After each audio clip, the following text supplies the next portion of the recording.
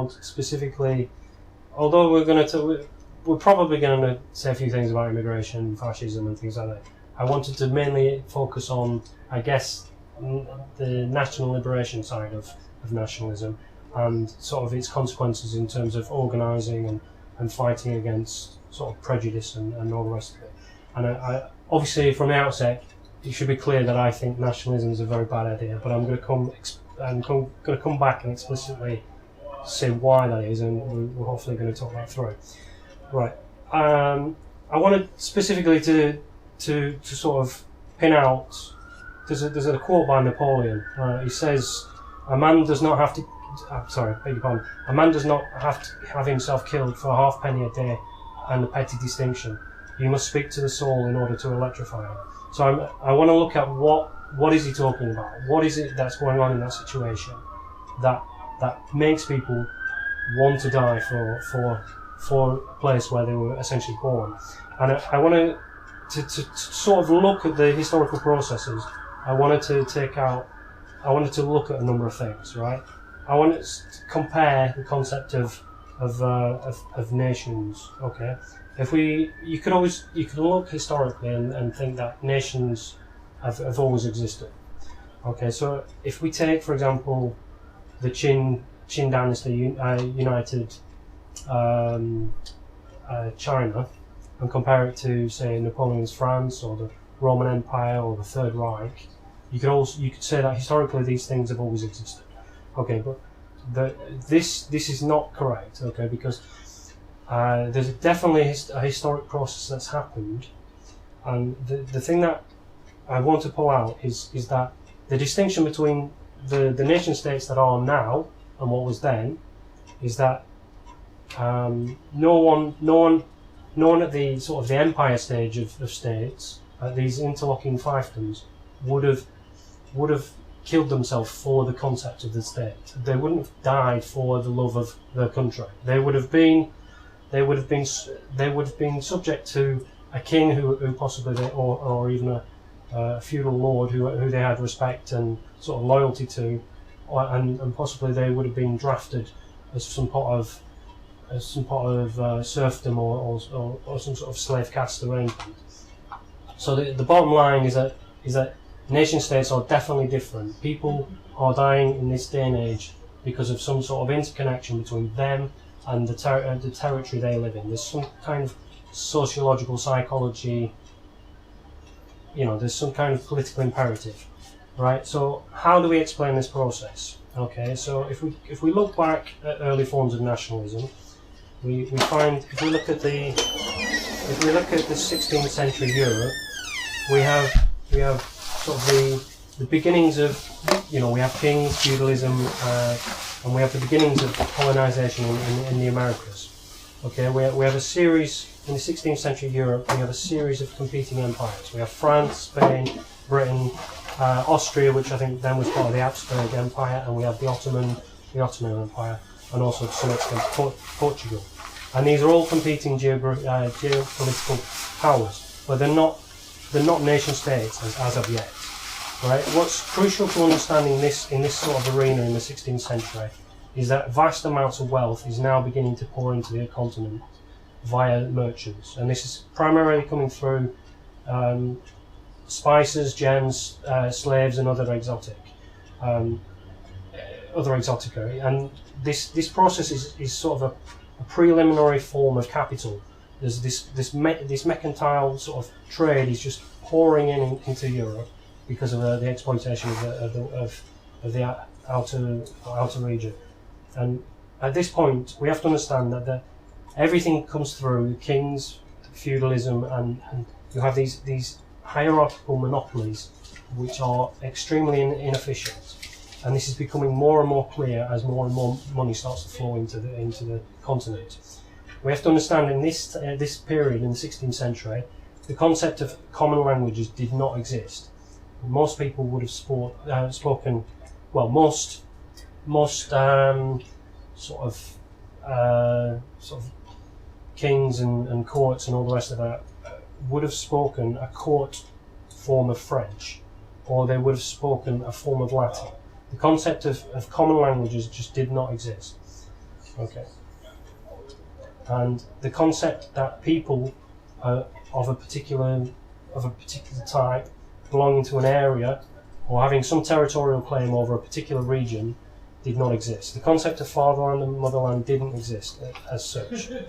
Okay, and obviously within this context, within this competing territory of Europe, you have the Catholic Church, which is pivotal to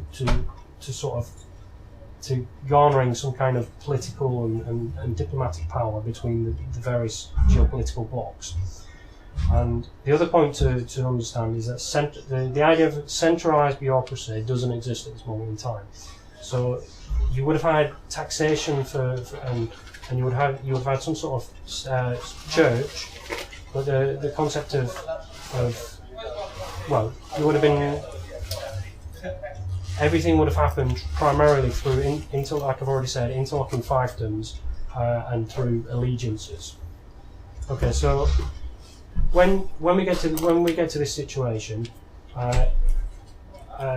what begins to happen is there's an opportunity. While there's vast sums of preliminary capital being brought into the continent, there's an opportunity for various people within this process to then start to break away from these inefficient modes of monarchies and all the rest of it. There's an opportunity for them to then wrestle the greatest share of goods from the respective sort of feudalistic monarchies that were dominating at the time. So we see, for example, we can see this on numerous occasions across Europe. So, for example, the Dutch, who were primarily the ship merchants within the Habsburg Empire, they broke out in the 16th century and they formed their own republic, and they became heavily invested in colonising and mercantile plundering of the Third World. And this was their attempt to sort of wrestle their own little niche and fiefdom from the Habsburg Empire. In Britain, we had a similar process.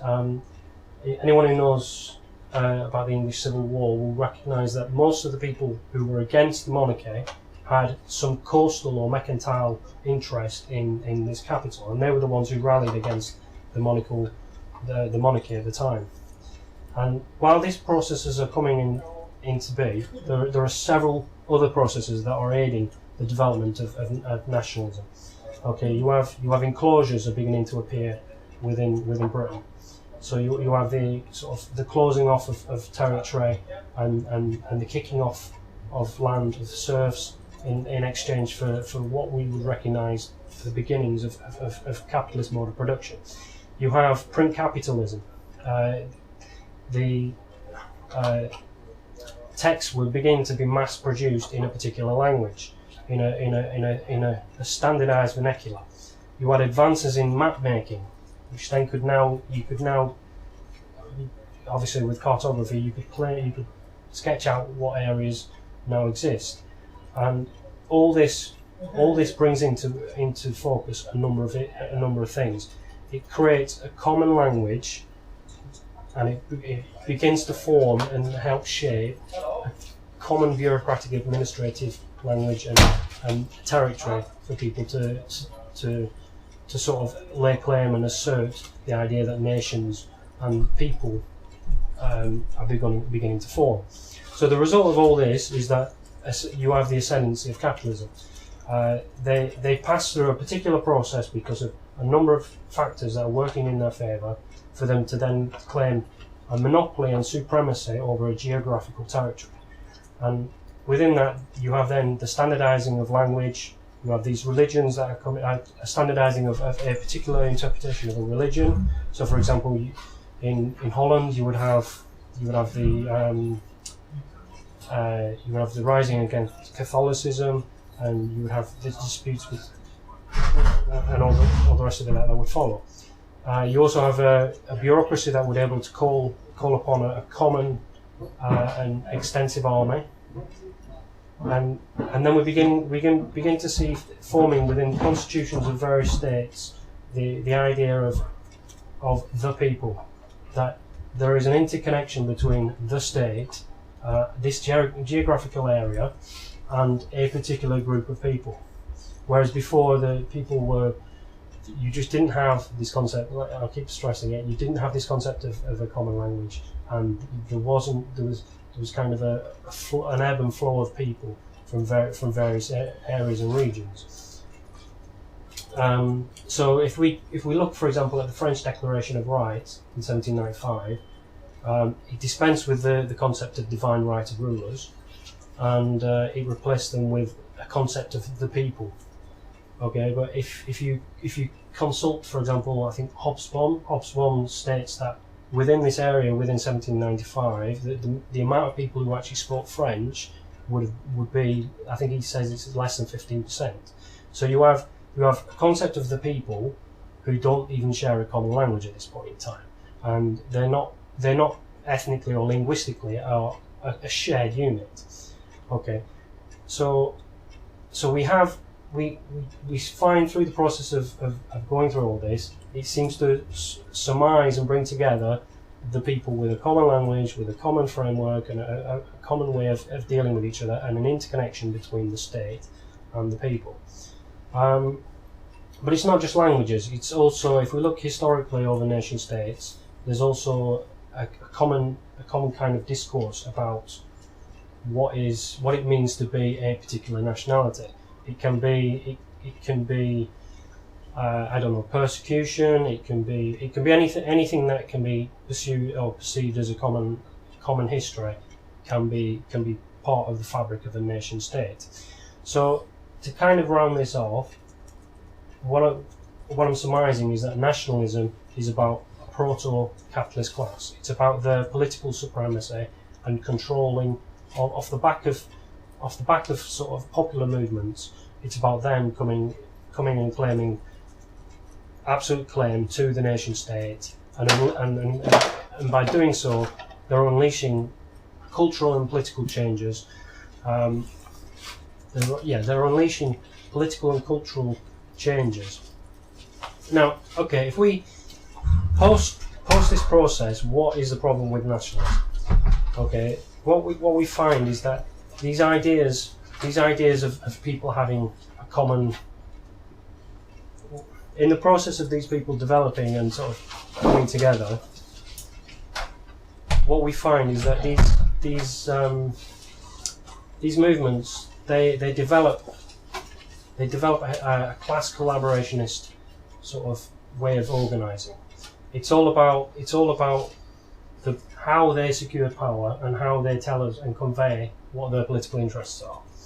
And this has resonance that it find their logic in fascism and racism and obviously immigration controls, and over time this then merges with much later with racial theories, which if you for example, if you take the concept of nationalism and the nation state, and you then go through sort of these pseudo 18th century sort of racial ideas, you can see the logical extent of where fascism sort of comes from and where it's going. So, for example, in Germany, Germany had obviously under Bismarck had anticipation of being an imperial power. And part of the thing that Bismarck does is he promotes this kind of German supremacy, and all the rest of it primarily through an intellectual called Chamberlain, who was actually English, but he went over there and he was a Germanophile, and he propagated this sort of German supremacy, which then became popular, and then obviously much after, for some time afterwards, came into ascendancy. So nationalism works in tandem with capitalism, because it's based on the idea that we're all subordinate to the nation state, that we need wage slavery, that we need oppression, and it seeks to maintain it. So in this sense, nationalism, fascism are in a sense the ultimate defenders of the state and capitalism, because in exploitation under nationalism or is implicit within nationalism.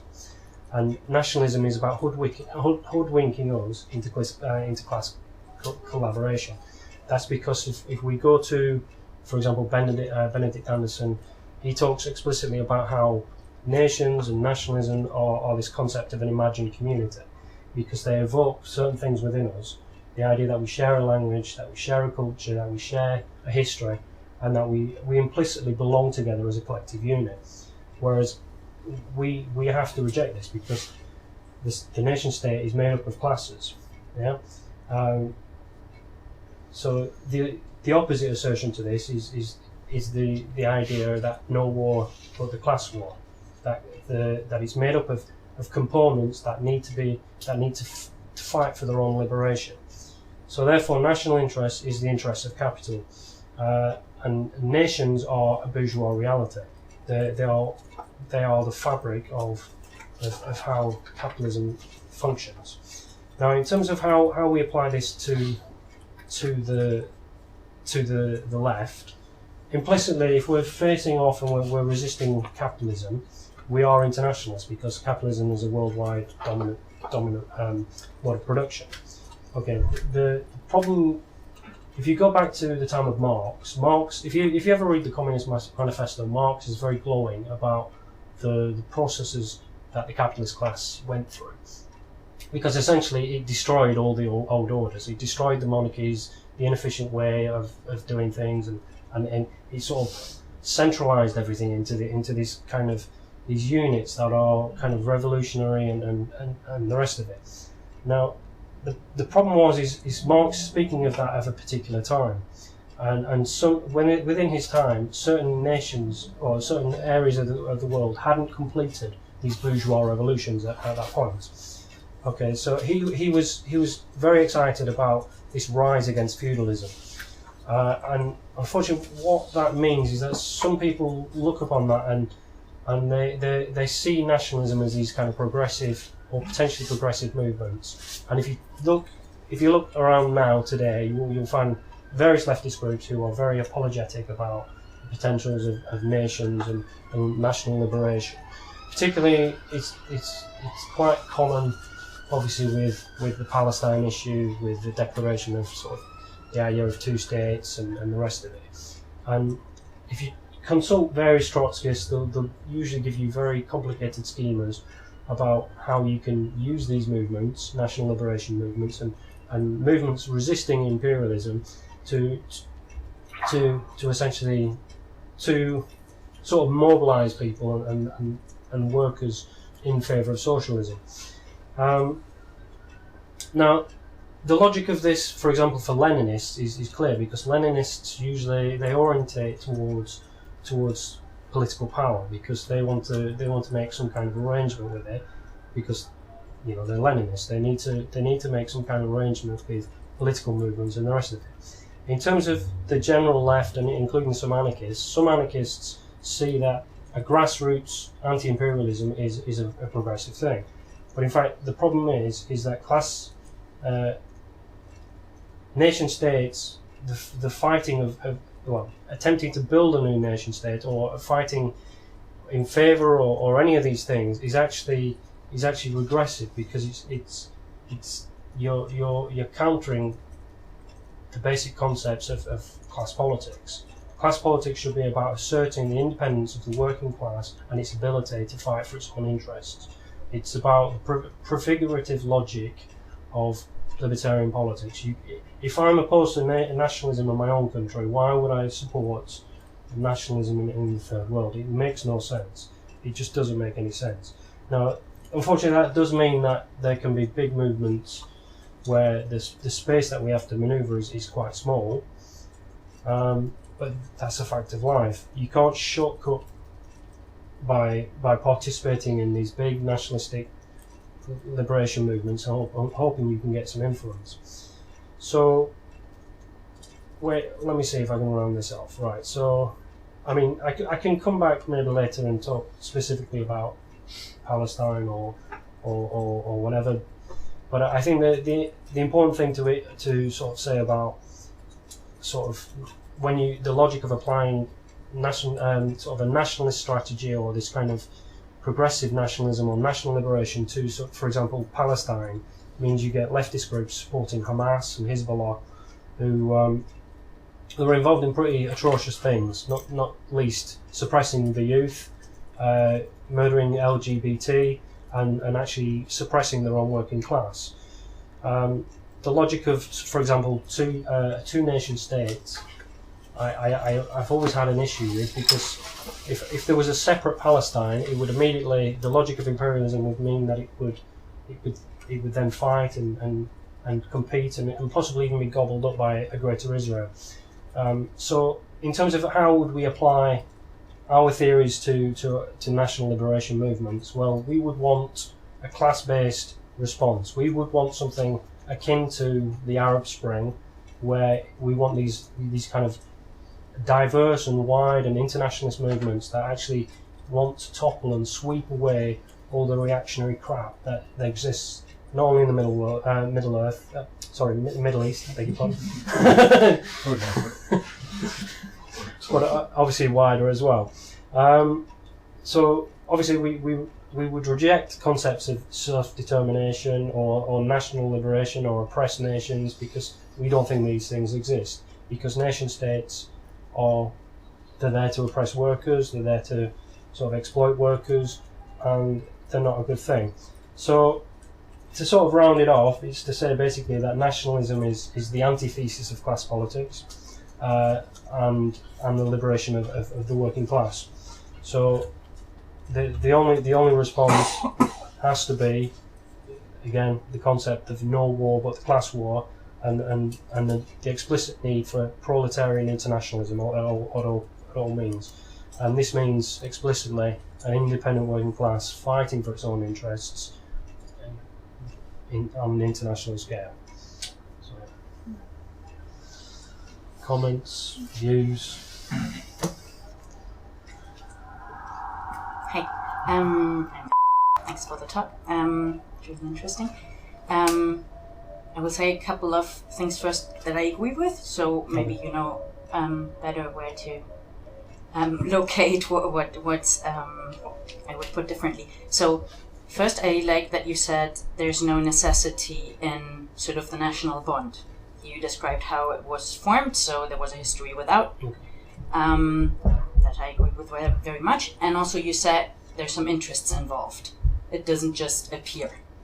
And then thirdly, that you stress that there's a class difference, something that rather than national unity. Yeah. Okay, what I think is missing is an explanation. First of all, if it's like national unity versus class difference, why would workers be intrigued to be nationalists? What is the offer that this sort of the national idea gives to people? What is the positive thing? Not like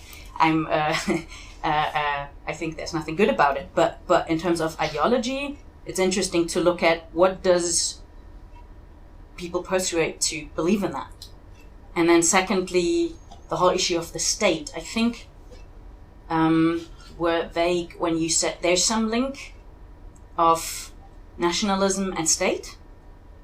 But so, for example, when you talked about how it came along, I think, for example, a common language that was very much made. It was produced. It was something that sort of, you had a national press, you had a national, publications by the states. There was a clear interest. It didn't just happen. I presume you probably agree with that, but I think it's important in order to further analyze where does this nationalism come from. And because you third and last point, you also said it's somehow fitting with capitalism. And I think it's really important to look at how is it fitting exactly. So in a nutshell, I think it's not just the belief that within nationalism people believe they belong, but also they belong to the state. And this state is the organizational form that any nation needs. And I think that's something neither Anderson nor Hobsbawm have covered, and I think that's missing in that analysis.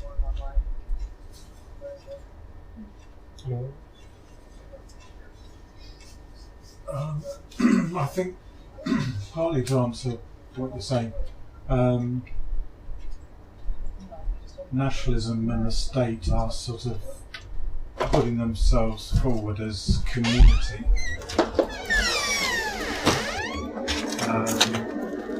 And what capitalism rests on is the destruction of community, both historically and every day, in the sense that when people struggle together, they are creating, albeit temporarily, they are creating some, what I would call community, some collective sense of we have common interests and we're struggling against people with the power to better ourselves and maybe even to create a new society. So what nationalism and the state are doing, are saying, the state and nationalism, that is community. We're all in it together, be we rich or poor, because we live in this geographical area. And we have we share the same language and the same culture, that we have the same interests. So to me, that's part of the answer as to why people, ordinary working class people, feel that they do have some shared interests and with rich people. I mean, I think it's about the discourse. I think if you belong, the problem is a lot of the time you don't have, if I'm brought up in this country, I only know a particular language, and I'm subject to, an understanding within the remit of my culture, within the remit of sort of the literature I read, the mass media, and all the rest of it. There's very little I know beyond myself and beyond my nation state. So I think it's a problem that you have to postulate what makes people think beyond themselves. And the problem is I know the rules of this place, and there's kind of a liberal discourse that makes me feel as though I belong here, and there's some kind of attachment. I mean, I know what you're asking is what is the continuing appeal of nations and nationalism and all the rest of it. And I don't think there's an easy answer, because they exist. We feel as though we're part of them because of various cultural bonds that have developed and various histories that we have. And moving beyond that is very difficult. Otherwise, if we knew the answer, we wouldn't be sort of having this discussion, because we would have already seized the revolutionary movement and moved beyond the nation state. But I think what we need to understand is that through the process of capitalism, it's thrown up. These movements have all coalesced around the concept of the state and nationalism, and they've thrown up a movement that we're struggling to move against and fight against, and we've only managed to crack it in certain areas to some extent. For the working class to realise that these nations, nationalism and all the rest of it, it's parochial, it divides us, it splits us against each other. And actually, it doesn't help our political interests, and they're actually basically the logic and the form of the bourgeoisie and all the rest of it. And if we knew an answer, we would have already sort of unpicked it on. But I think it's something we need to obviously fight and push against. I don't know. So to go over what everyone said so far, we're talking about the difference between sort of the positive community and the sort of that we might have here, or we might have in a local area, or a sense of belonging in general, and what distinguishes that from nationalism or any other sort of imagined community. And I think it's a sense of what one party is the exclusionary rather than the inclusionary identity of nationalism. It's constituted partly by its negative image. You are only British if you are British. You can't just. People don't have the sense that you just are British as soon as you turn up. You have to go by certain sort of criteria, and there's a very sort of hard line, which obviously is buttressed by actual literal hard state lines, whereby you can say my identity is the fact that I was born here. I fulfil these particular. I have this particular skin colour. I speak this particular language. And those people out there are not me. and it's that exclusionary thing which, well, I mean, obviously it fuels fear and hatred. Whereas, you know, in a local community, you might have a sense of, like, you know, what people are like around here, but there's much more of and this links to what you were saying about discourse, is with a nation state you have these sort of powerful state institutions and capitalist, you know, sort of mechanics pumping out particular sort of prototypes of what people are. You know, you watch British TV and you get a prototype of a British person, telling news, you know, showing, you know, on chat shows or whatever, adverts. You get and it creates your prototype of what a person is. Whereas within a local community, you don't have that centralised power putting out a particular image of a person. You have a much more distributed sense of you know, well, you don't really have any sort of local kind of, you know, state media that is pumping out this is what a person should look like and be like. And I think that's one of the sort of powerful things about, you know, social media and, you know, the internet. And one of the ways that it's sort of flattened out that kind of communication power, and that people can pump out their own sort of representations. And that sort of that I think will always work counter to nationalist intentions or ideals, because it is very much based on a rigid, centralised identity pumped out by a particular sort of set of institution. Aren't you kind of taking a step back or making a step backwards from the kind of contribution at the beginning? So if I understood correctly, there were in a way kind of two critiques of nationalism at play, and one is to say it excludes people, and you were referencing racism and immigration controls and so on, and that is the kind of what you've just referenced, if I understood that correctly. The other point is, what you stressed as well, it's an ideology of class compromise, of kind of, you know, fight national wars of the class war, right? So instead of escalating the class conflict, it is burying it. That was the other critique.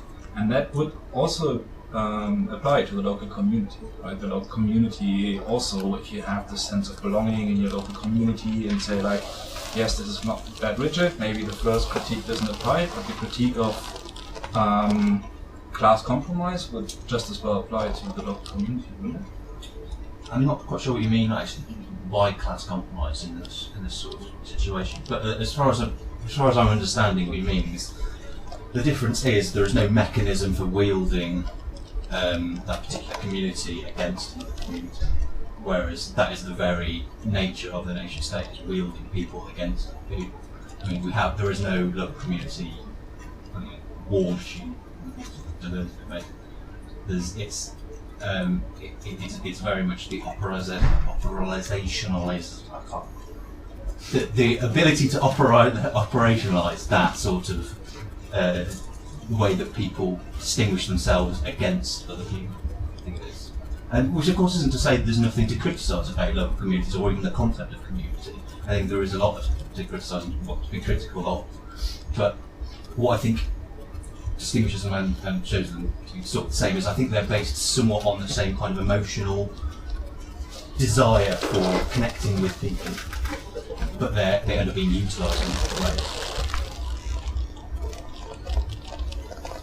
I mean, just coming back, it sounds like you're concentrating on positive solidarity rather than the negative solidarity, in the sense that I belong to this group of people, and we have we share common culture, a shared culture, whatever you want to call it, and therefore that's, I don't know, it seems to me that you're playing on that, and that's, it's fine belonging to a group and all the rest of it, that's fine, and to some extent we're talking about hegemony as well, in terms of we have these competing ideas of belonging, and this is the thing: do I belong to a nation, or am I an exploited proletarian who has to labour, who has to suffer all the indignities of capital and state? I think these are kind of concepts that need to be sort of pulled out, and we're fighting for the supremacy of the idea that the society is based on the socio-economic, that we're the most exploited part of society, and that we are social and revolutionary agents. So therefore, it's kind of it's an issue of hegemony, and how do we crack and break out of the nation state? I don't know.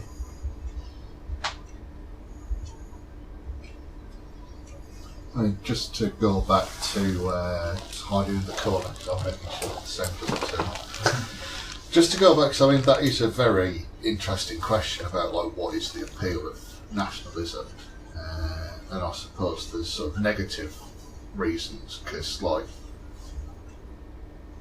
it's very easy to make something cohere if you make it look like it's under threat, and there is this, whether it's, because I mean this is just something I happen to like. It's one of the earlier sort of definitions of tyranny around the time that the nation state was emerging was this idea that the most tyrannical thing that could happen was you were living under the law of the stranger. That's Montesquieu, so living under the law of the stranger. So there's that thing, and it's almost, what could be better than to be exploited by your own ruling class kind of thing. But I think that idea of like, well, at least it's our law, at least it's our way of doing things. I didn't understand.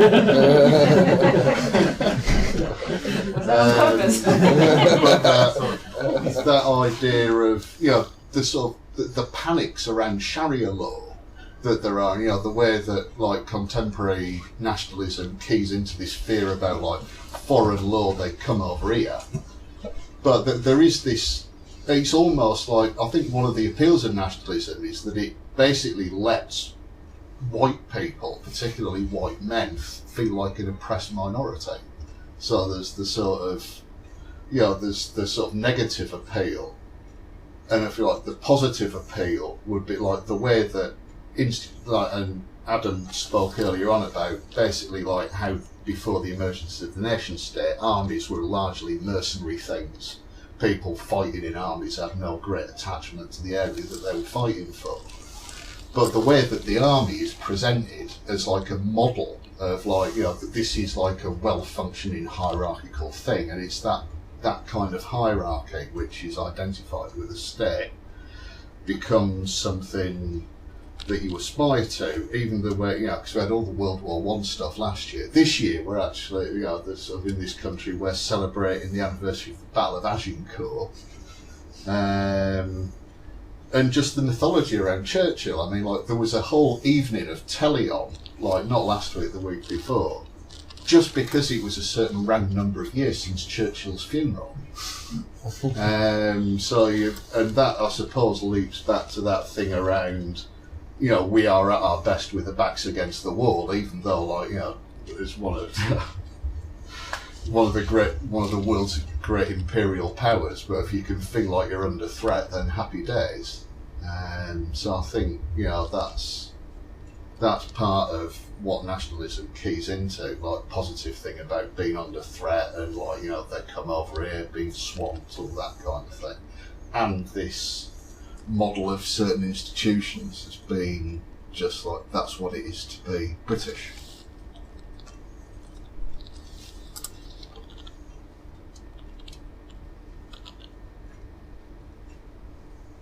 Anyone else want to chip?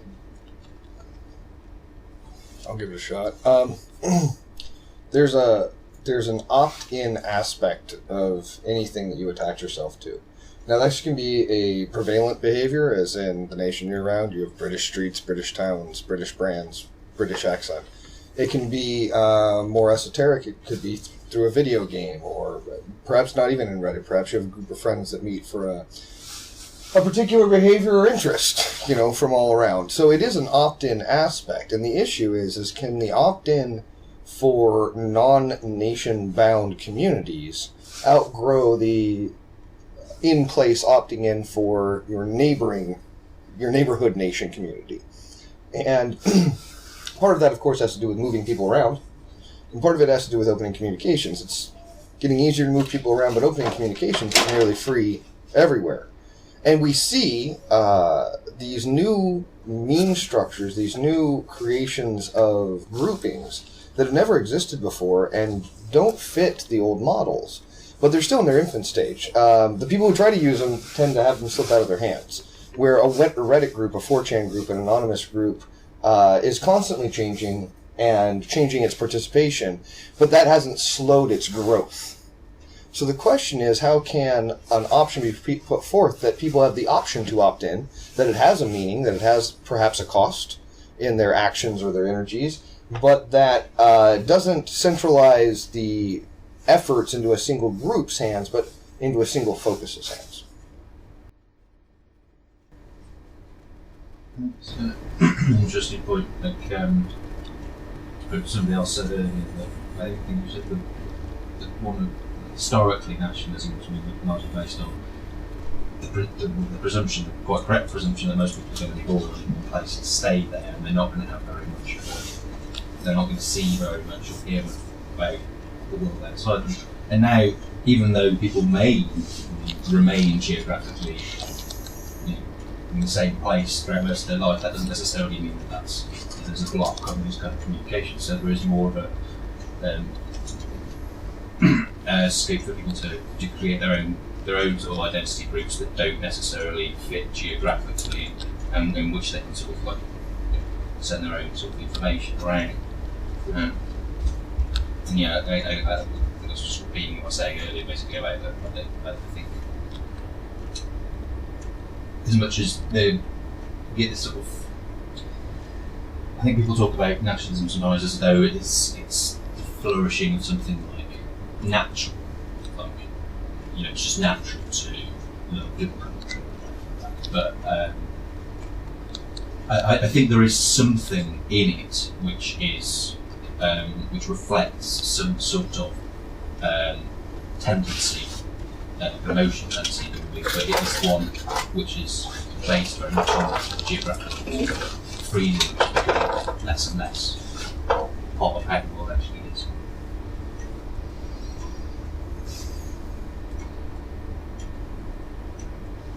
So may I do a follow-up? No. I wonder if there will reach a point, and this is completely theoretical and a bit idealistic, where communities that are defined not by borders or locality or culture, or I should say born primary culture, don't reach the gravity where they can start to build infrastructure or housing something that allows for a large group of people that are opting in to take advantage of it, regardless of border. For instance, creating literal internet cabling systems or wireless networks that spread over an area without needing a centralized control. I would love to see something where people had their phones open to share with other people to create a network across an urban landscape, for instance, where nobody needed to contact a tower. They were literally bouncing off of each other, like the relationship of molecules, for instance. But until a certain amount of gravity, a certain density and momentum hits where something can be created that's more than just ideological, then I wonder how much legitimacy, not even legitimacy, permanency there can be to a community of opt-in. Because in the end, the ideas can be shared, but and there's all kinds of barriers. So the creative question is, where do you reach a point where you are sharing something physically? Not just in your immediate community, but with your extended community.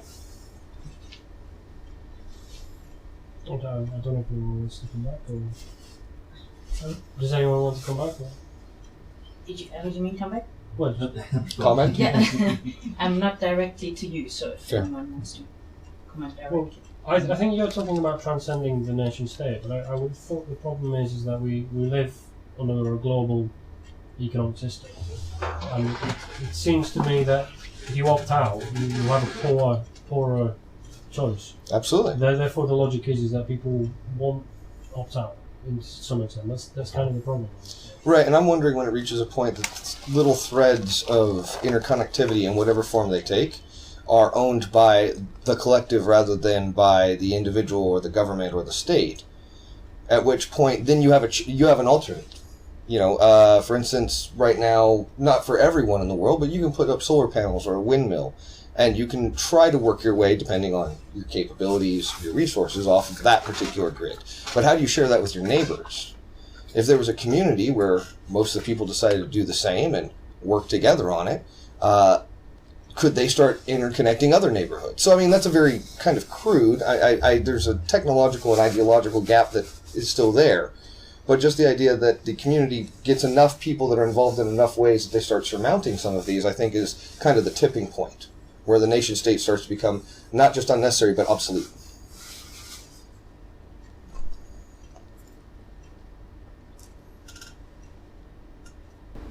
The thing is, at the moment, one dynamic we've got going on is that the response to one of the responses to globalization and the fact that governments can't won't fight it, if you like, is that people are saying, oh well, so we must instead of being under a UK government, I want to live under a Scottish government, or have their response is not libertarian to say let's have a.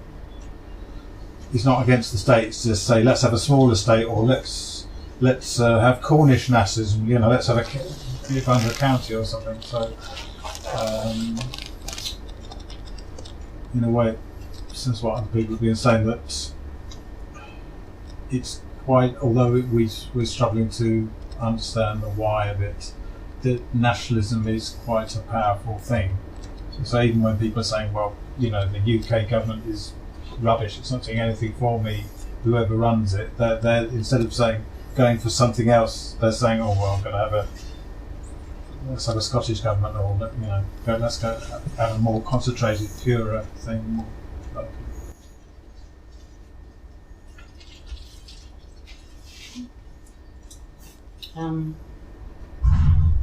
So I would try to come back to the why.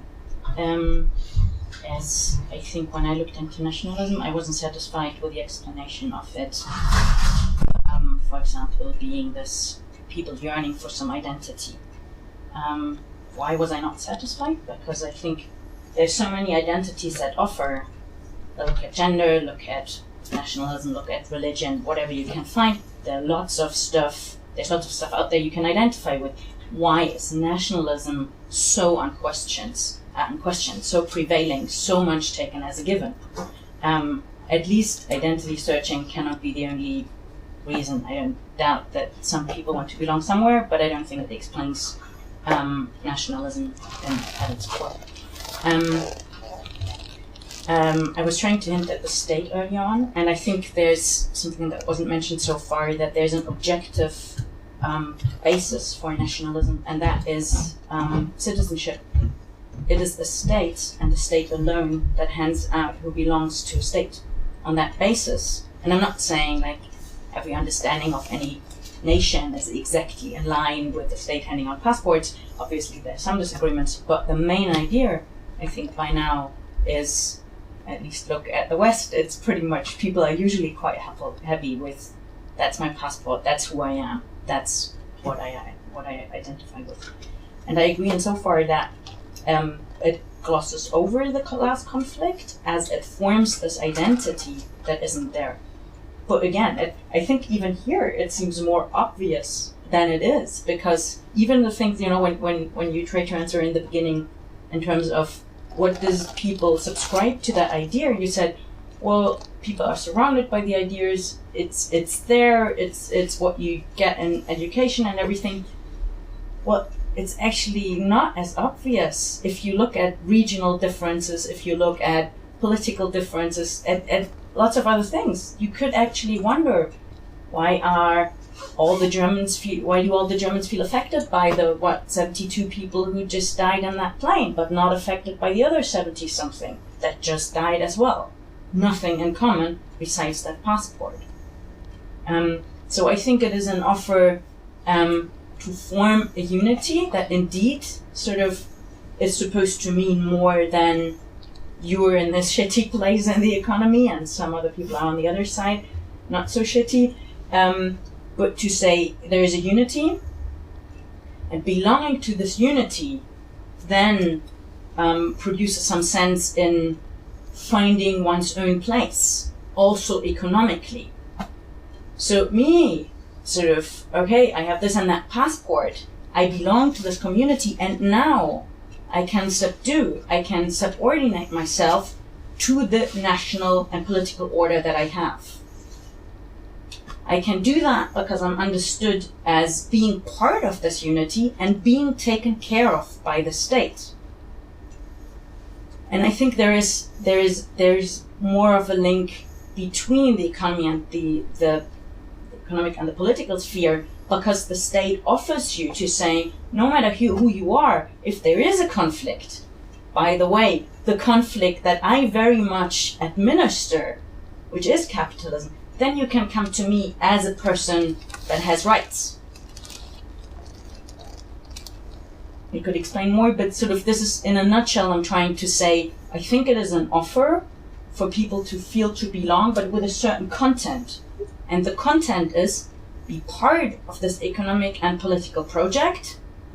And as long as you belong, you have basically subscribed to the whole idea. And every difference within the nation is less important than being part of that nation. This is where sort of the part where I agree with you, that sort of it pretends that differences aren't there that are very much there. But I think just the statement isn't enough to explain how do you make people forget that people stand on different sides of the exploitation.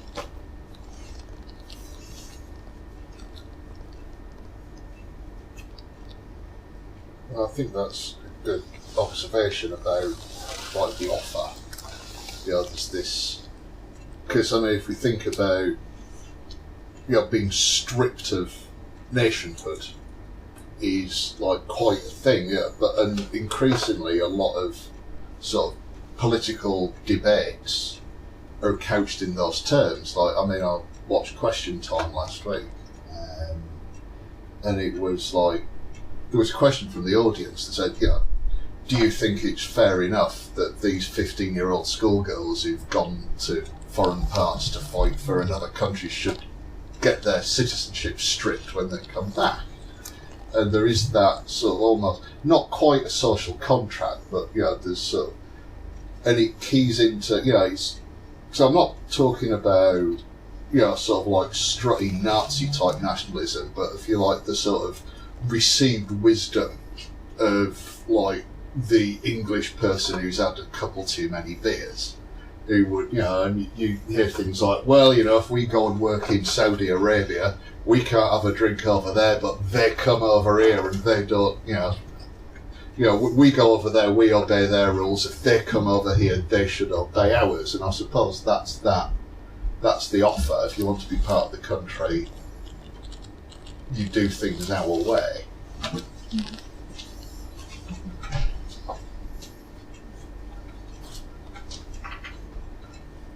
It's interesting to think that I think there's a big impact on this tradition of an offer.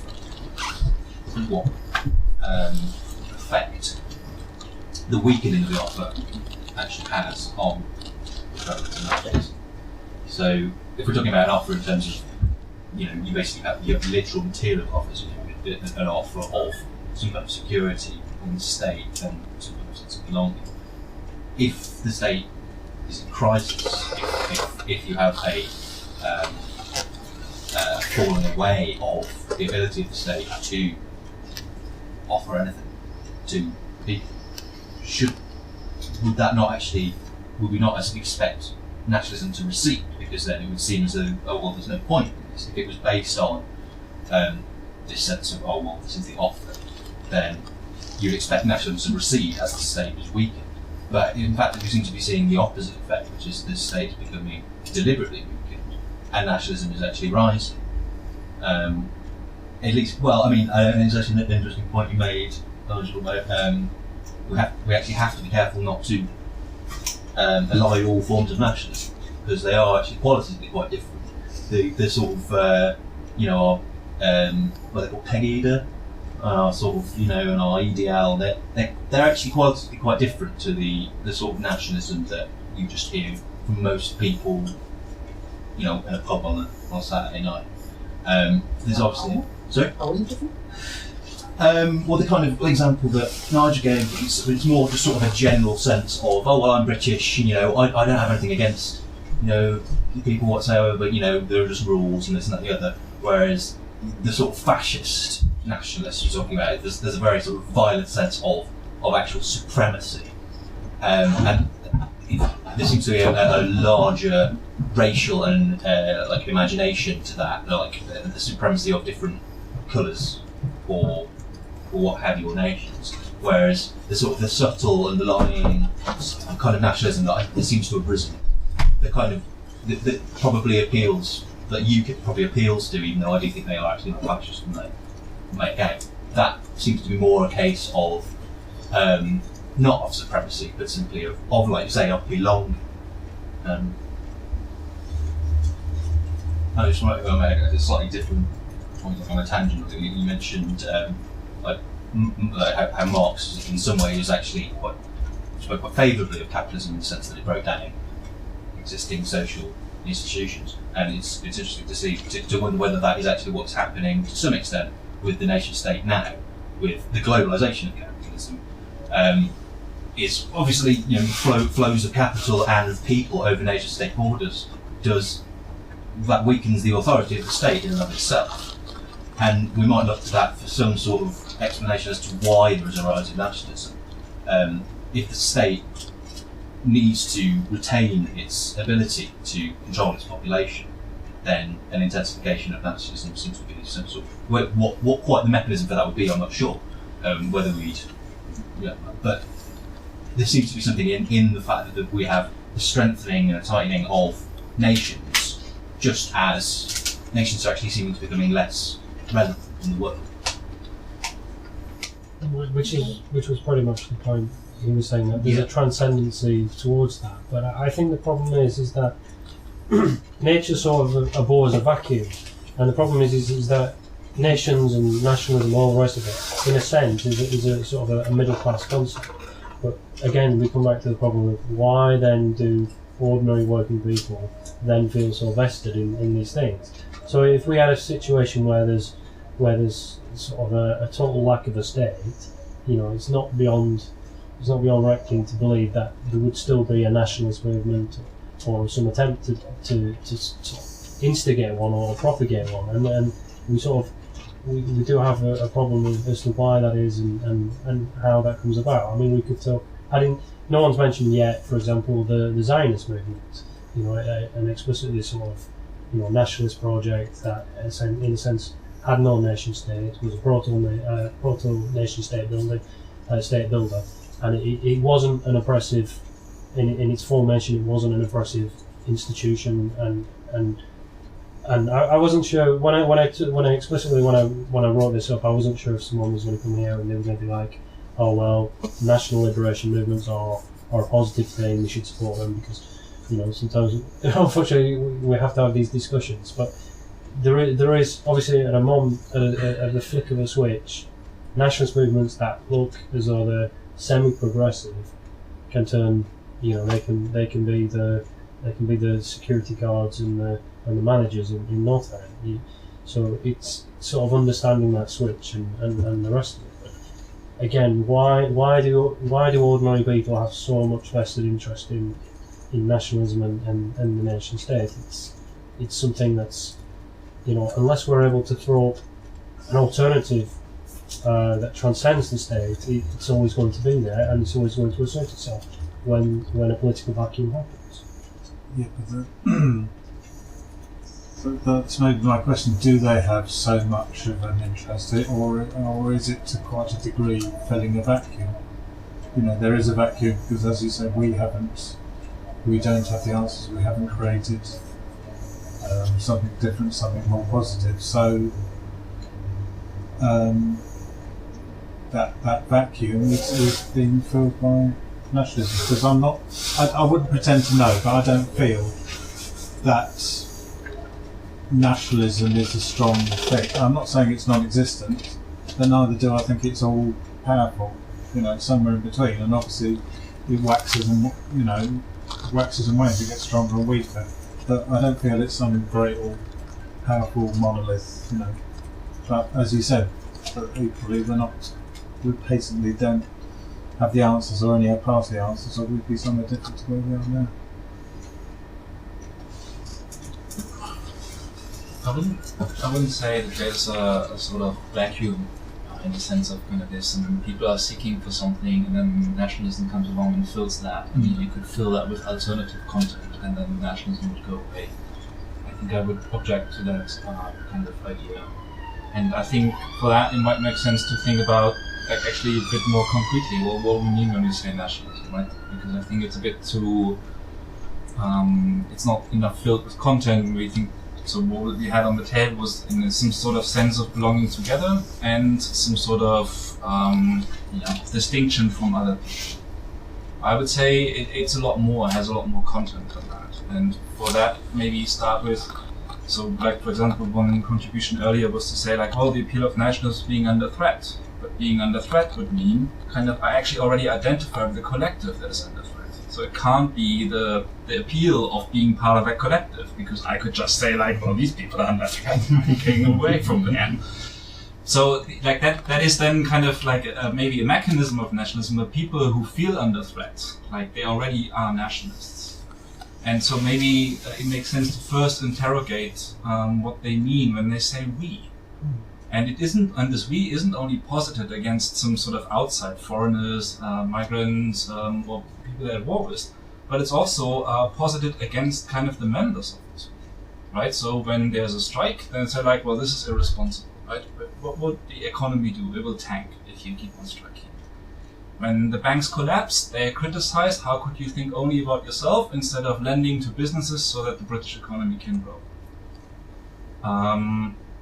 When I don't know, when some protest movement demands this and that thing, we don't want to happen, and they're being a bit louder, is again, but think about the whole of the nation. In the election campaign, we are all invited to think about like, what are the problems of the nation and how do we solve them? Right, so all these are not examples of nationalism being directed against the outside, but it's actually a statement towards the members of this community and telling them, restrict yourself, apply this standard that puts kind of your private interests in check so that we can be a good community. That seems to be filling it a bit more with content, kind of what I think it is when we talk about nationalism. I would say the same thing you could have, and that was my the point I was trying to make earlier with the local community, right? In the local community, you could also say, how dare you go on a rent strike? What will happen to the local economy? How dare you go on strike? The street sweepers. What will happen to the local community? Or the other way around, appealing to landlords shouldn't increase rents because that's bad for the local community. Not arguing, saying like this is bad for us, but this is bad for an appeal to the local community. I think there would be kind of, there's also a connection in content to this kind of idea of community. So it's not just identity, but a particular how people think of them belonging together. To build off of that, the idea of we is scalable, and how many people you include into your we, and how big of a structure or organization, however you want to put it. And I think the two things that affect that predictably are the size of the perceived threat, even if it's not imminent, and the distance that you feel this threat is to your life. And the reason I say this is because people are going to look for security, and part of security is understanding how much you can trust, or how far you can trust in that circle of we. So part of it, I see as there's destability in the world with greater amounts of information available. People are feeling vaguely, in some way, threatened by the space outside of them. So they look for something that they feel is the same size as the problem for security, but the distance of the problem is far away, so they can almost peripherally join it. Where if we see, say during a riot, you see a family or a group of families, and there might be satellite friends of one or two that are allowed into the space, the we becomes very small, because even if the threat is very small, it's very nearby. And so these are aspects, I think, that motivate. I don't think they're the only ones. I think part of it is the culture you come from and whatnot, but I see threat as the most predictable one. I, up until this Christmas, lived 2 miles outside, and the behavior that I watched happen, the change in what we meant, in the difference between one block and the next, was pretty fantastic. And you could see this sense of the people that felt the most powerless, the we was the city, and they would kind of move. And where you'd see the people closer who were out on the streets, the we was the community that was sharing that struggle with them in that moment. And then you'd see the outsiders, and the we was, even though they're in the same city, the we is the whole county, and that's on the other side of the highway. So multiple people responding with a different sphere of what they considered aligning themselves from the same situation, but different perspectives. To go on what you say about the possibility of different sort of nested weaves or different weaves that cross over depending on context, and obviously the nationalistic nation state we doesn't really have that kind of flexibility. It wants the we to be the nation, and perhaps one way that we could posit sort of a means of struggling against the state is to try and constitute different we's which cross over nation state borders. I mean, obviously, going back to internationalism, is creating a sense of we as, for example, a class we, or a general sort of anti-capitalist we, or we's of gender, we's of this and that and the other. But the part of the problem would be is those we's could be future and potential nationalisms. That's absolutely, yeah. So that's something we explicitly need to acknowledge and see. I don't know. I mean, I think it's important to understand the history and then see where collective interests form and where the class collaborationist and all the rest of it, and see even within those we's we could have our own hierarchies and our own subordination and all the rest of it. And it's sort of it's trying to see that and sort of merge that with a kind of a revolutionary theory. And seeing how we can move and move forward. I don't know, because within our own time we've seen the formation of many nation states, and former Yugoslavia broke up into many respective pieces. There's a potential for fragmentation rather than anything. I don't know. It's not an ordered process. No, and part of that is whatever philosophy is used needs to understand that it's a fragmented, non-linear process, and that, as you were saying, a Venn diagram of what do I claim and how much do I claim in this particular or that particular. Nationhood happens because of once again, I think, because of our fear or threat, a bit of our laziness, or our want for security, so that we don't have to worry about it anymore. And I think that's what leads to nationhood more than anything else, and nationalism more than anything else. So I wonder if, and obviously probably not in my lifetime, but if there won't become a point where the multiplicity and the different depth of association and fraternity and affiliation doesn't create a different style of thinking, because it's not until the philosophy changes for the majority that it'll hit that tipping point where it will be acceptable to be, I'm part of these many groups, I'm part of the Taiwanese, Arizona, Scottish group, for whatever reason, and that is seen as a participant with other groups at different levels. But that's a change of philosophy that, as you were saying, takes stepping away from being grown up and raised in a neighborhood to believe that the neighborhood's part of something bigger and bigger, like nested Russian dolls. But I think that we see that in the younger generations to some extent. And yeah, there's a split. There's a dovetail, if you would. There's becoming more nationalism.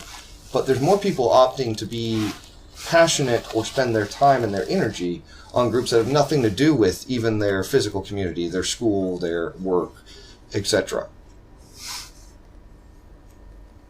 I can see people having different identities, but you're still faced with the fact that your everyday life, you are going to work, you are in a country subject to its laws. The state has this power. That is why it is the state that has that power. The fact I might also, online role-playing games and see myself as part of this community. That's no threat at all to the state. And if I started to create something, an identity with, say, a more localised one, which was a threat to the state, I'd be fucked. These things are transient potential identities, but they've not got a material force behind them. We can't just opt out of the state or capitalism. I'm actually not convinced by this threat theory. Just to give an example, lots of people, bourgeois people, left-wing critiques, whenever it's a nationalism that they're not involved in and that they don't like, they totally see that nationalism has a hell of a lot to do with war. So people, it's like when you said this nationalism and then you feel safer and then that keeps you from some threats, it actually creates that. And I would say it doesn't need a radical critique to see that. So I don't think it saves from anything. So I was trying to make a sort of a stand against any sort of nationalism and national identity, or even regional identity. It's, when you say like there's a certain activity that I like and I share with other people, that's one thing.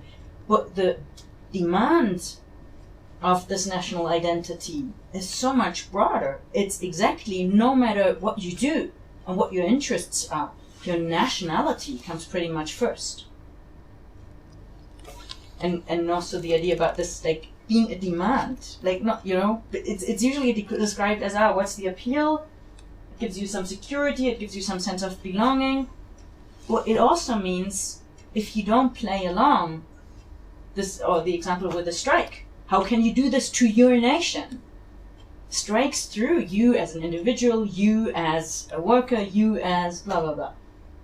So I think like I cannot see anything positive, and I think you're holding something up. So I'm gonna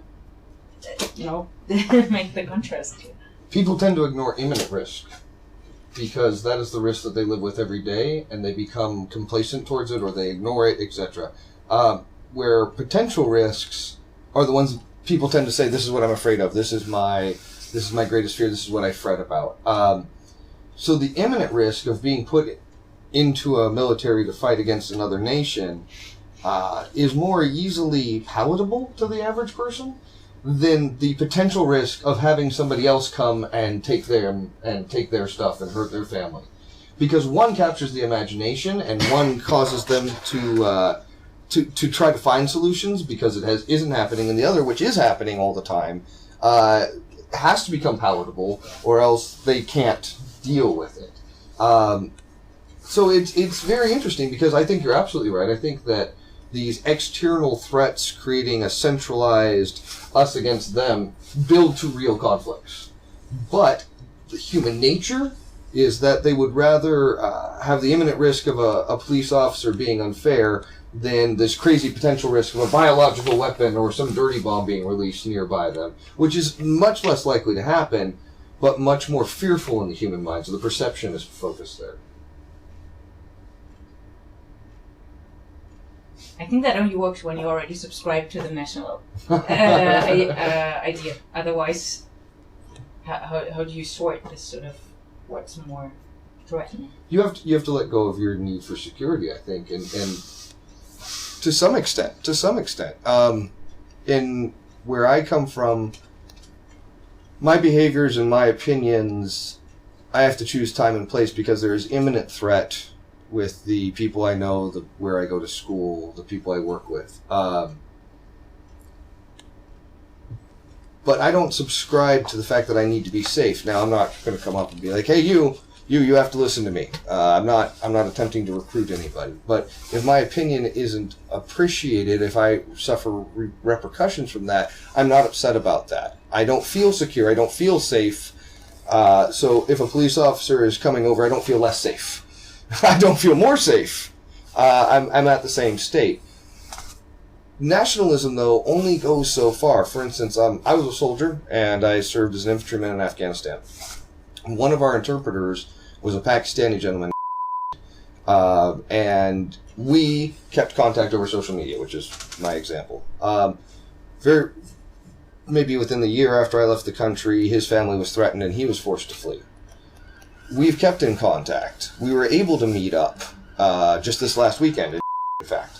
And the first time I've seen him in several years. And yet we both had fears that we didn't address with each other over the safe medium of email that couldn't be resolved until we saw each other face to face and spoke about it and were able to be right in that moment. And they weren't national fears, they were cultural fears. He was afraid that I was an irresponsible American and just talking to him while I was drunk, and I was afraid that he could have radicalized because there had been some very severe changes in his life, and that he hadn't talked to me about it very much. Yet, within just a few moments of having open communication, that was put aside and we were able to have open discourse.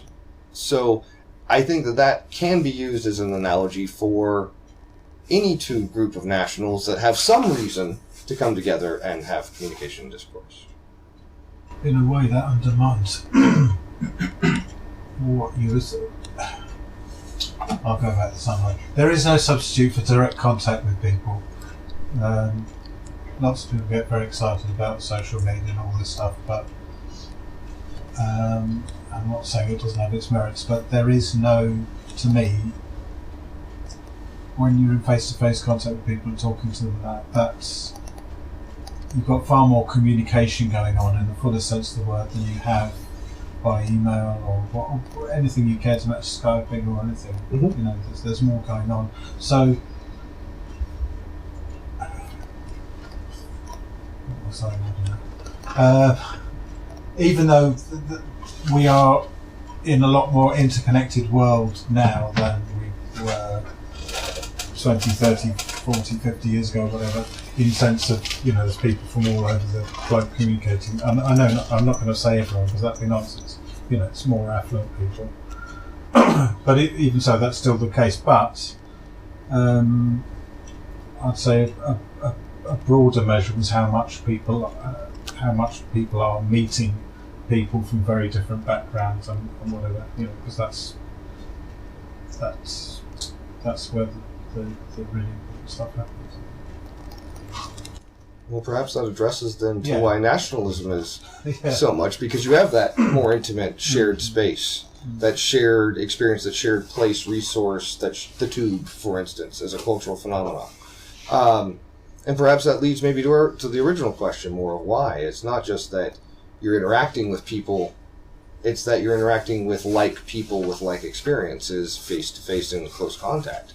And it's only when we get to the point where there's a greater freedom of movement of people, which is very expensive right now, you know, that we can actually build, a group can decide to put together a place where people can come to meet and be face-to-face. For instance, a bookstore or a house or a crash spot or any such thing. But that still takes participation, and initially I think the reason that it's not crushed by the state is because it is looked out upon as kind of soft power at best, fragmented, not a real threat. That might be the crack to start things up. It seems like the discussion is still only focusing on the boundaries of this community, right? How do you why is it the British and not the Europeans versus not the Scottish, right? What is the extent, but not about the content of this community.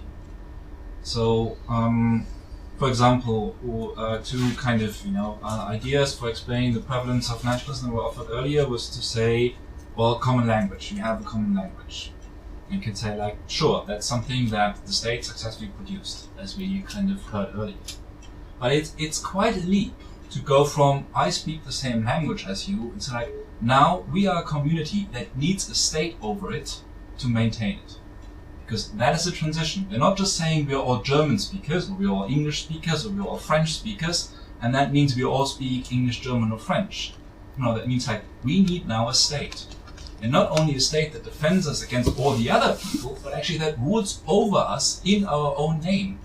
That is the idea of the national liberation. It's always the kind of the people determines itself. And it's a really funny idea, because determining itself means also to rule over itself. the state rules over me in my name, because it's my nation state. That is the nationalist idea. And that is a very peculiar community. It's not just kind of like, we share some interest in some certain role-playing, but this is an idea like, no, this particular affinity demands an authority over it so it can be realized. And this is and then these people who say this, they're not only not looking beyond themselves, but actually they're ignoring what they're seeing around themselves, because the people they interact with, they have opposing interests with them. They say like, yes, my landlord and me, we certainly belong to the same nation state which finds expression in, the same nation that finds expression in the same nation state. Same as my boss, same as the guy in the corner shop who wouldn't cut me some slack. Right? All these people, they know they have confrontations. Right? It's not that people say like, oh, there's no conflict whatsoever. People know that there's conflict. At the same time, they say that we all belong together, and how does it manifest itself? There's an authority that is ours that rules over us. I'd say that's very particular about nationalism. I wouldn't just water it down to its notion of we. In terms of content, the problem is you can't posit a content of nationalism, because the whole point is, I talk about imagined communities, it has no content. Its content is pretending there's content. It's imagining there is a homogenous community. That is the content of nationalism. The nationalism for one person in one part of the country, of one class, one racial background, and another, could actually be entirely different. Their representation in their minds of what it means to be British or German could actually be completely not actually folding over each other really whatsoever. But it's the sense that there is a homogenous community. So I think if we try too hard to look for what is the material basis of nationalism, I think we will not find it, because I don't think there is a material basis to nationalism other than geographical position, the existence of nation states, the existence of material institutions that proliferate this idea of the nation. I don't think we will actually find materially what nationalism is regarding the content. I mean, I'll just expand on that. I agree to some extent, but I think it's we have a shared culture. I mean, we've said maybe a few times a language. We should point out there are nation states that have multiple languages. For example, India has God knows how many, and there are European nation states that have several languages. So it's not just explicitly linguistic. It's about shared culture. But the problem is that once you unleash these sort of cultural forces, you then start producing your own kind of history, your own kind of being, and your own kind of interpretation of the world and the rest of it. So therefore, it's something that's self-perpetuating. It's not something that I can't say. I mean, it's very difficult to put my finger on what it is to be British, but there's this kind of constant regurgitation and repetition of what it is and what it means, and this kind of reification, and it's constantly evolving. And to actually say definitively, this is what it means to be British, because there could be conceptions of what it means to be British that are exclusively racial, whereas you pointed out yourself, it's to some extent within the discourse of liberal ideas, it's about citizenship and all the rest of it. It's kind of complicated because the ruling class in themselves, they don't have one conception of how to rule the state. They have several competing ideas of what it means to sort of run the state, whether it's kind of a multicultural kind of citizenship or whether it's kind of an explicitly kind of racial shared linguistic group. It's complicated. And the point you were making earlier, you said that you thought there was a potential for kind of transient population going from here to there to sort of possibly transcend the state, and I don't think that's going to happen. Because again, if lots of people come from another country and move here, it seems there's several choices. Does the state just sort of appropriate them and then just change its discourse about what it means for them and the rest of the community to be part of this British identity, or does it allow them to be here and then foster this kind of, there's this kind of fifth column amongst us, these people, they're here but they're not really British, this kind of, there's always this kind of contradictory discourse within society about what it means and what this kind of shared culture is and the rest of it. Oh yeah, if I could just sort of almost sort of play that in slow motion, where you say we have a shared culture. That culture is no more like naturally occurring than the nation or the state. It's like a culture is created for us to share, so that we can share the same culture. Like I went to, I don't know if they can still do this in school now, but I went to school in the 70s and 80s, and we used to learn English country dancing, and we used to learn English folk songs, and it was part of the school curriculum that you learn. Now, those songs were kind of created by the people who collected them, because they were not part of like some primitive oral tradition. Most of them were like bought from people who sold song sheets, and they went and people just learned the songs from each other. But that idea of like a shared culture that was British, is it's created in all kinds of ways, like sort of through the education system, through, like I was saying earlier on, like some institutions are held up as being like something to aspire to be, and like being uniquely British, like the army. And just to go back to this idea of you've got this sort of quite sort of white version of what our shared culture is, and ironically the only bits of the community where those songs and those dances are still alive and living tradition are among Romanies and travellers. It's still and these are people who say, oh, they're not like us, they don't even live in houses, and if they do, it's only so they don't.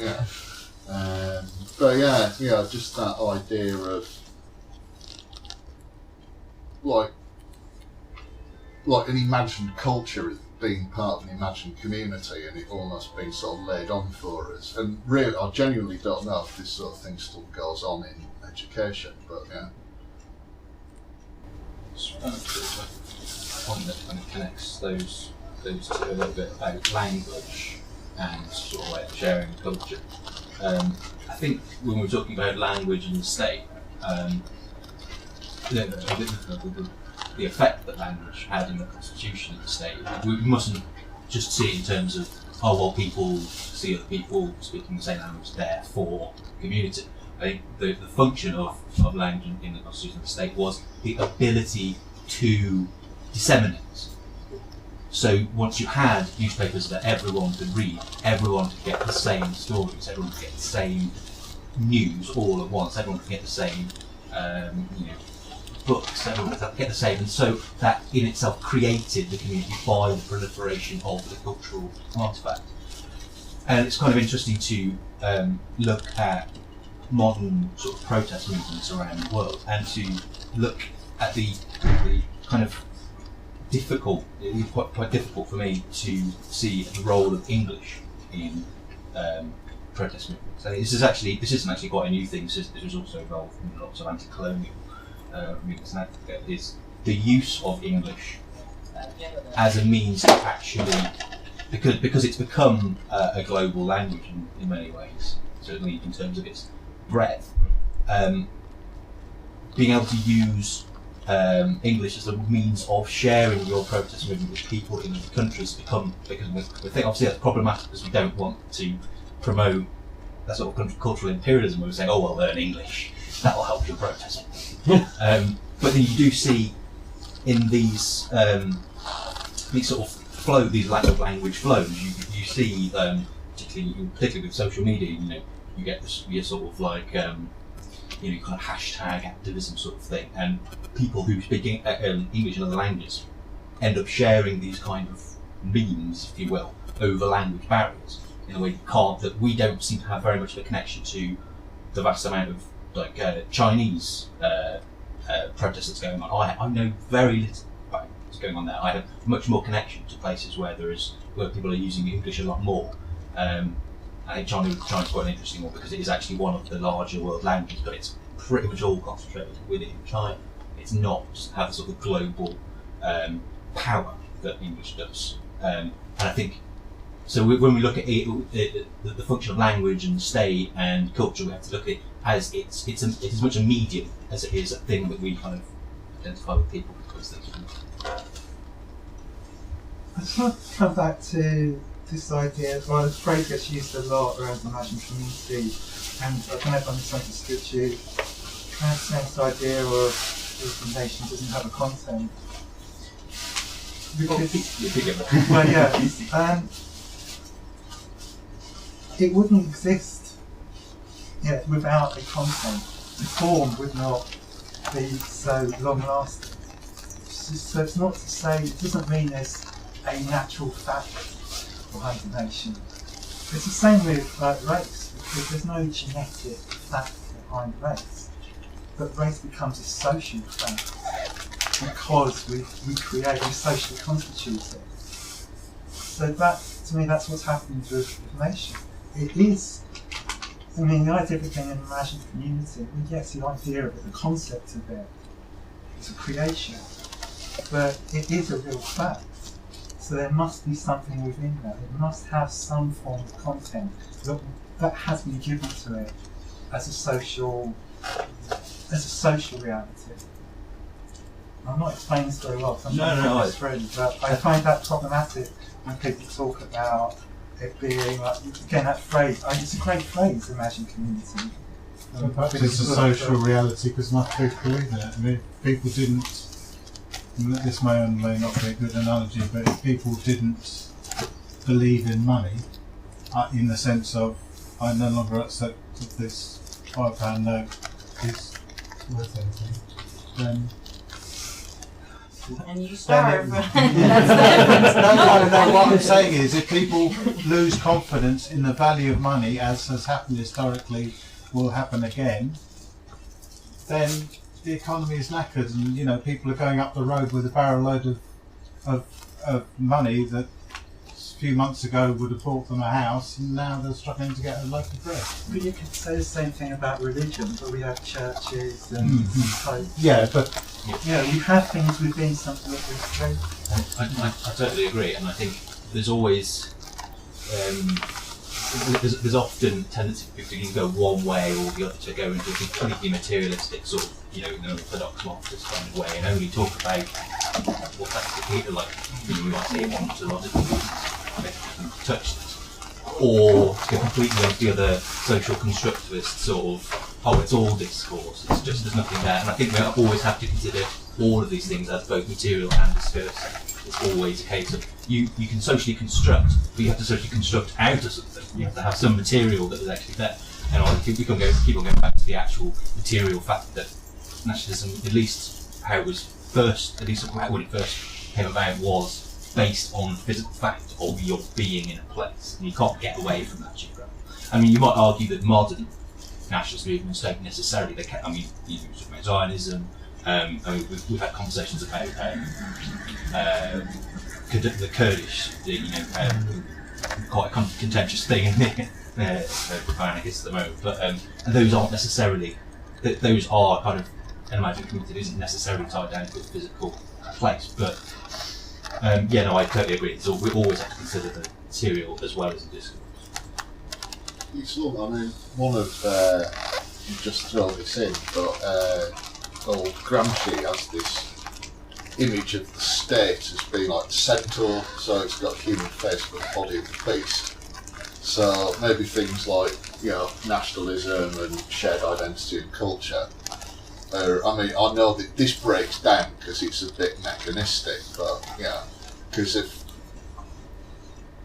there could be prisons in this country which would punish people, but they're called Her Majesty's prisons because that's where bad boys and girls go who break the laws of the land and who exclude themselves from this. So, there is this relationship between nationalism and the state, and I don't think it's as simple as a centaur where the two things are entirely separate. But it's almost like, I don't know, it's a bit more nuanced than, sort of sprinkling glitter on dog shit. But, probably Gramsci put it slightly better.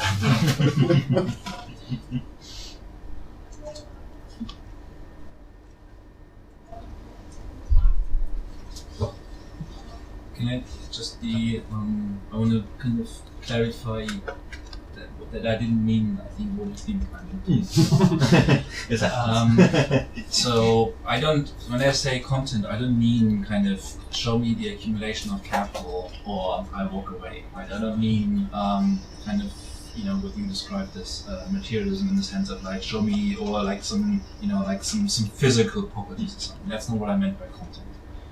What I meant by content is we're talking about an ideology. Content, yeah.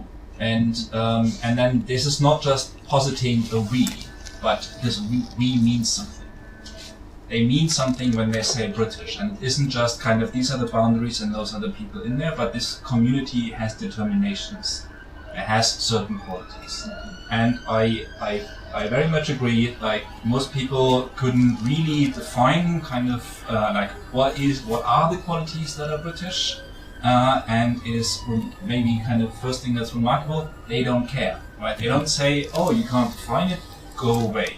So these images that they have, like what it is means to be British, they can't be what actually unifies them, because they kind of they stand for something else, right? There's something this our community exists, and this community needs a state over it.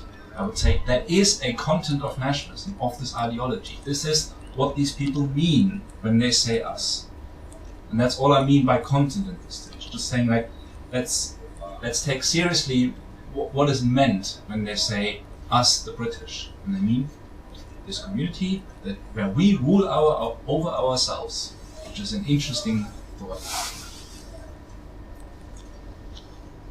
No, that sounds right.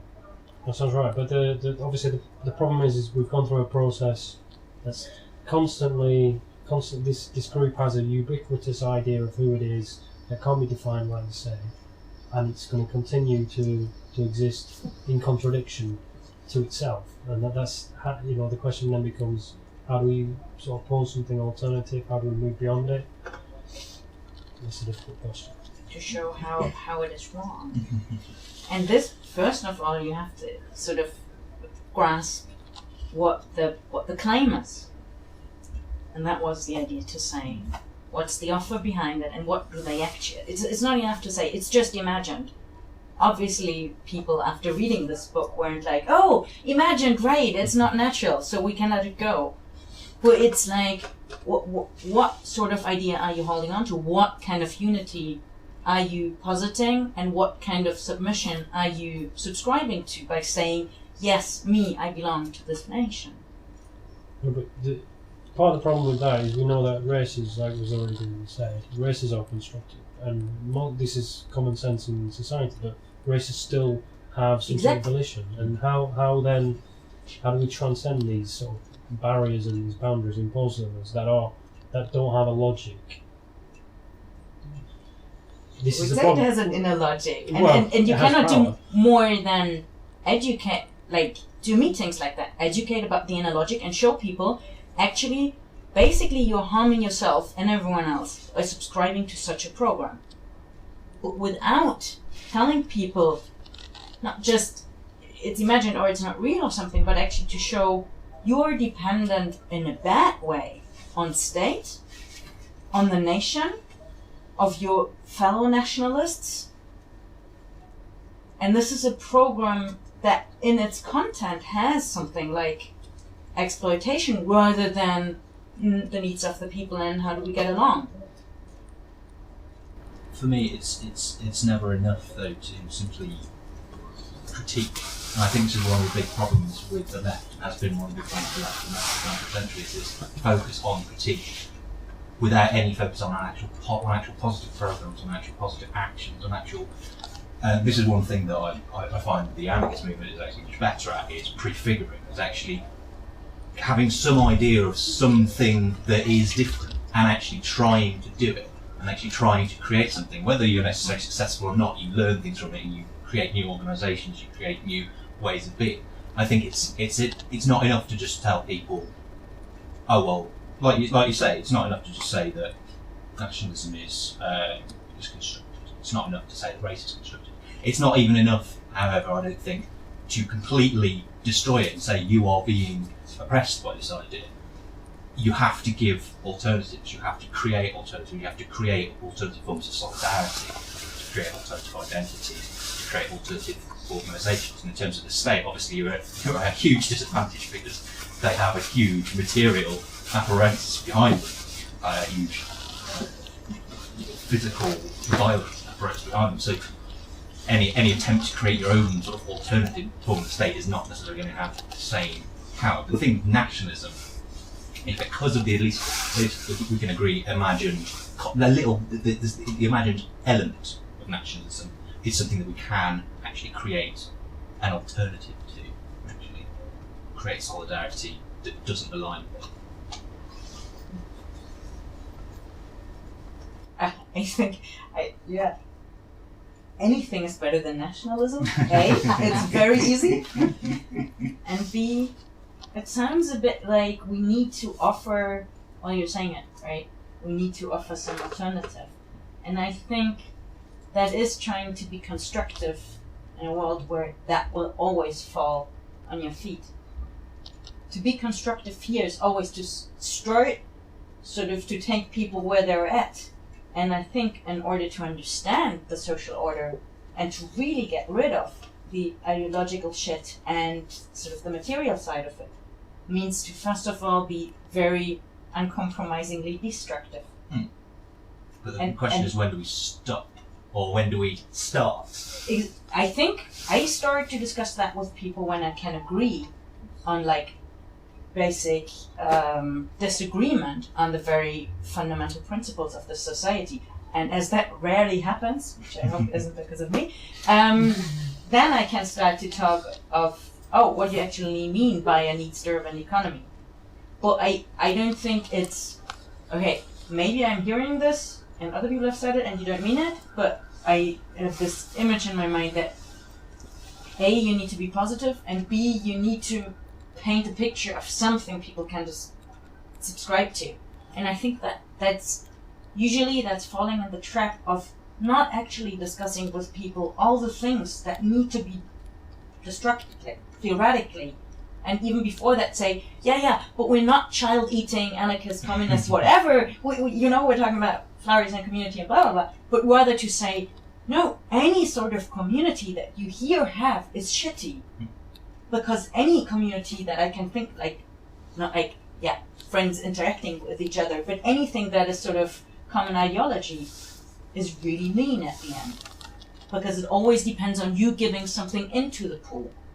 And that's the contrary of needs-based. And before people have understood that, you know what I mean? That then I think they'll just build in that picture with whatever they have in their mind, and that won't help in terms of really talking about what the core issues are. That's my problem with the constructive approach. I think it's basically just a case of doing both. we always have to be critiquing these sort of representations of nationalism, whilst also, I don't think there's no contradiction between the two. There's no reason to posit them as in any way fundamentally contradictory. I think we get stuck either if we do too much of either. I mean, like you say, if you only have a positive program and you don't critique, then there's no reason for people to take it on or what's wrong with that. At the same time, if you get stuck into only critiquing, then all you do is really, I can't really say what you do, but it doesn't seem to lead anywhere other than, well, it certainly hasn't led to leftist social revolution in the rest of Europe in this half of the century. It certainly hasn't got us where we wanted to do, and I think that is partly due to an over-emphasis on deconstruction. Maybe that last sorry. I think if you do like a proper theoretical critique, that then it's not, usually it doesn't come as a surprise if you look at it what the positive side of that would be, or the constructive or something. If you critique capitalism for people's needs aren't met, it's exploitation based, it's great that lots of stuff comes out, but it's not great that A, under the conditions which the stuff is produced, and B, that most of the people don't have access to it. In a way, it's not, how is it only negative? It says indirectly, It should be about people's needs. It should be without exploitation, and it shouldn't be producing stuff with like through harming. So in a sense, I maybe I don't see the if you only critique, then that's only negative thinking about it. I think, the opposite of what you're critiquing is usually what you want. I don't think there is necessarily an opposite to what you're critiquing, though, because if you deconstruct something, you haven't created its opposite. In fact, the whole point of deconstruction is to deconstruct opposites. So, like, if you, for example, deconstruct capitalism and said, oh well, it's fundamentally oppressive, blah blah blah. You give all your reasons for it, and then someone could read that and go, yeah, okay, well, anarcho-capitalism for me then, or someone can go, oh, well, nationalism for me then, or it doesn't necessarily have any particular. It doesn't. I mean, to say that simply reading a critique must lead you to this single opposite program is actually quite deterministic from the reader's point of view, because you have to realise that people are always reading a text, even like reading a